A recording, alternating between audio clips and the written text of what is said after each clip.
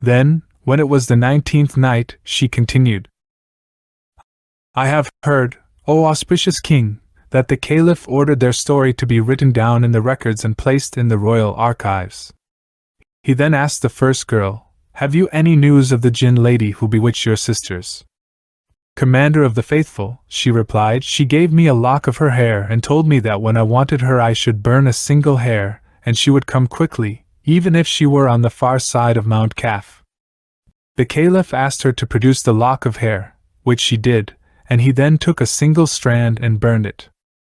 When the smell of the burning spread, the palace was rocked by a tremor. There was a sound like a peal of thunder, and there stood the lady. As she was a Muslim, she greeted the Caliph, who replied, Peace be on you and the mercy and blessings of God. Know, she went on, that this girl sowed the seed of gratitude for a good deed that she did me, for which I could not repay her, when she saved me from death and killed my enemy. I then saw what her sisters had done to her. At first I wanted to kill them, but I was afraid that this might distress her, so then I thought that I should take revenge by turning them by magic into dogs. If you now want them to be set free, Commander of the Faithful, I shall release them as a favor to you and to her, for I am a Muslim. Do so, he said, and after that I shall begin to investigate the affair of the girl who was beaten. If it turns out that she was telling the truth, we shall avenge her on whoever wronged her. Commander of the Faithful, said the lady, I shall release the two and then tell you who it was who wronged this girl and seized her wealth, someone who is your closest relation. She then took a bowl of water, cast a spell over it, and recited some unintelligible words. She sprinkled water on the faces of the two bitches and said, Return to your former shapes as humans, which they did. Commander of the Faithful, she then said, the young man who beat the girl is your own son, Al-Amin, the brother of Al-Mamun. He had heard of her great beauty and set a trap for her. But he married her legally and was within his rights to beat her, as he had imposed a condition on her and got her to swear a solemn oath that she would do nothing to break it. Break it she did, however, and he was going to kill her, but for fear of God he beat her instead and sent her back to her own house. This is the story of the second girl, but God knows better. When the Caliph heard what she had to say and learned how the girl had come to be beaten, he was filled with astonishment, and said, Glory be to God, the Exalted, the Omnipotent, who has granted me the favor of learning this girl's history and rescued these two others from sorcery and torture. By God, I shall do something that will be recorded after me. Then he had his son Al-Amin brought before him, and he questioned him about the second girl, questions to which Al-Amin returned a truthful answer. He then brought in qadis and notaries, as well as the three dervishes, together with the first girl and her two sisters who had been bewitched. He married the three of them to the three dervishes, who had told him that they were kings, and whom he now appointed as chamberlains at his court, giving them all they needed and assigning them allowances, as well as lodgings in the palace of Baghdad. He returned the girl who had been beaten to his son Al-Amin, renewing their marriage contract, giving her a great store of wealth and ordering that their house should be rebuilt with the greatest splendor. He himself married the housekeeper and slept with her that night, and in the morning he gave her a chamber of her own among his concubines, together with slave girls to serve her and regular allowances. The people were astonished at his magnanimity, generosity, and wisdom. His orders were that all these stories should be written down. Dunyazad said to her sister, Shahrazad, by God, no one has heard so fine and pleasant a story, but tell me another to pass what remains of this wakeful night. Willingly, Shahrazad replied, if the king gives me leave. Tell your story at once, he said, and she began. It is said, King of the age and Lord of our times, that one night the Caliph Harun al-Rashid summoned his vizier Jafar and said, I want to go down into the city to ask the common people about the governors who have charge of them, so as to depose any of whom they complain and promote those to whom they are grateful. To hear is to obey, replied Jafar. So the Caliph, Jafar and Masra left the palace and made their way through the city, walking in the markets and streets until they passed a lane. There they saw a very old man carrying on his head a fishing net and a basket, and holding a stick in his hand. He was walking slowly and reciting. They said to me, "Among mankind you with your wisdom are a moonlit night." I said, "Do not say this to me, there is no wisdom without power." Were they to try to pawn me and my wisdom, together with my books and my inkstand, for one day's worth of food, it would not work, and such a bargain would be thought contemptible. The poor, their state, their life, how dark they are with troubles. In summer they cannot find food, and in the cold they have to warm themselves over a brazier. Street dogs attack them, and they are the butt of every despicable man. When one of them complains about his lot, there is none to excuse him among all mankind. Such is the life of the poor man. It will be best for him when he is in his grave. When the Caliph heard what the man was reciting, he said to Ja'far, "Look at this man and note his verses, which show that he is in need." The Caliph then went up to the man and said, "Sheikh, what is your craft?" "I am a fisherman," he replied. "I left home at midday, but up till now God has not provided me with anything with which I can feed my family.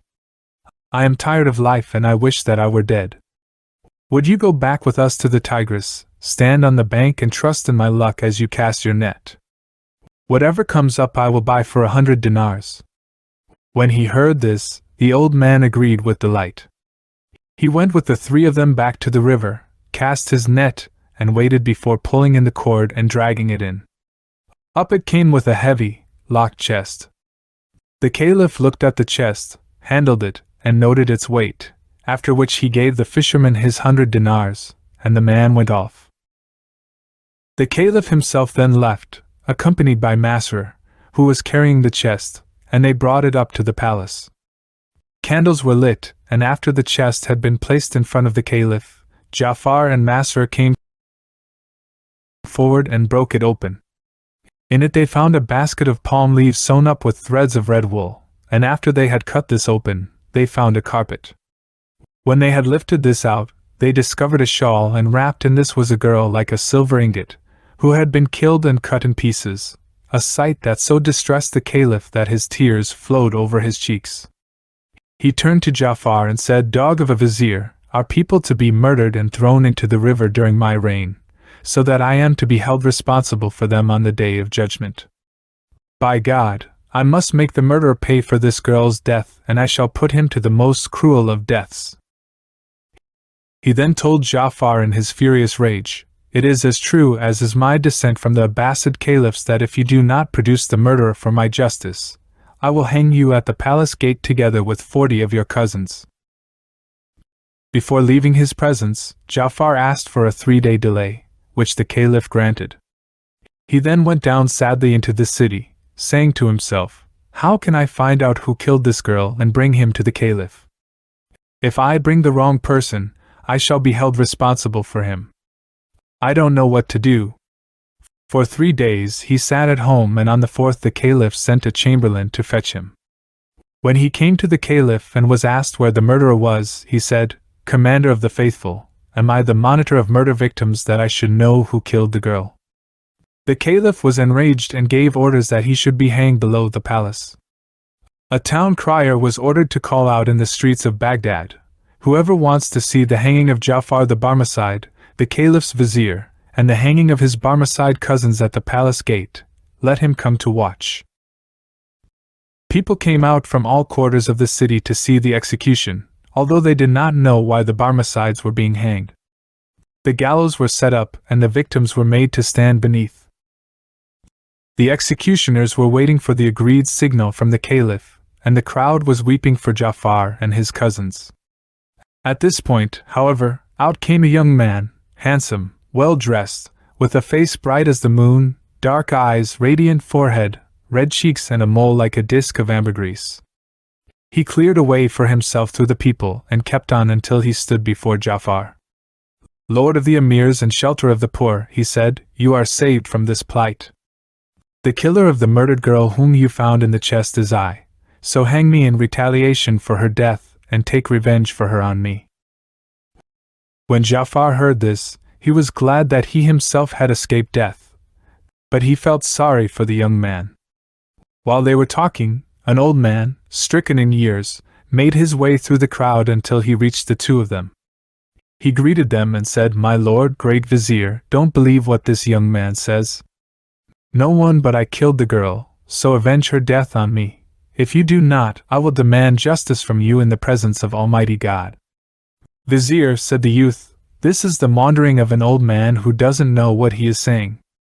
It was I and I alone who killed her, so make me pay for her death." "My son," said the old man, "you are young and this world is still attractive to you, while I am old and have had my fill of it. I shall give my life to ransom you, and I shall ransom the vizier and his cousins, for I killed the girl, and I conjure you by God to hang me quickly, as there is no life for me now that she is dead." The vizier was astonished to see what was happening, and he took the young man and the old one to the caliph. He kissed the ground and said, "Commander of the faithful, I have brought you the murderer of the girl." "Which is he?" asked the caliph. "This young man says that he killed her, while the old man here says that that is a lie and that he himself is the killer. Here are the two of them before you." The caliph looked at them and asked, "Which of you did kill her?" "I did," said the young man. "I am the killer," protested the old man. "Take the two of them," said the caliph to Ja'far, "and hang them both." "If only one of them killed her," said Ja'far, "then to hang the other would be unjust." The young man insisted, "By the truth of the one God who raised up the heavens and spread out the earth, it was I who killed her, and this was how she was killed." He described what the caliph had found, which made him sure that the young man was indeed the murderer. Filled with wonder at what the two had said, the caliph asked the young man, "Why was it that you unjustly killed this girl, and what led you to confess to the murder without being beaten? Why did you come yourself just now to tell me to avenge her on you?" The young man replied, "You must know, Commander of the Faithful, that this girl was my cousin and my wife, while this old man is her father and my uncle. I married her when she was a virgin, and God gave me 3 sons by her. She used to love me and wait on me, and I saw no fault in her, while I for my part loved her dearly. At the beginning of this month, she fell seriously ill, but I brought her doctors and gradually she got better. I wanted to take her to the baths, but she said that before going, there was something that she wanted for which she had been longing. I said that I would willingly get it, and asked what it was. 'I have a longing for an apple,' she said, 'that I can smell and from which I can take a bite.' I went straight away to the city and searched for apples, but I couldn't find a single one to buy, even for a dinar. I went back home in distress and told my wife of my failure. This upset her. She had been weak before, and that night she became much weaker. I spent the night brooding over the problem, and when morning came, I left my house and did the rounds of the orchards, one after the other, without finding any apples in them. Then I met an old gardener, and when I asked him, he told me, 'There are few or no apples to be found, except in Basra, in the orchard of the Commander of the Faithful, where they are in the charge of his gardener who keeps them for his master.' I went back home, and my love and affection for my wife led me to make myself ready to set out on a journey to Basra.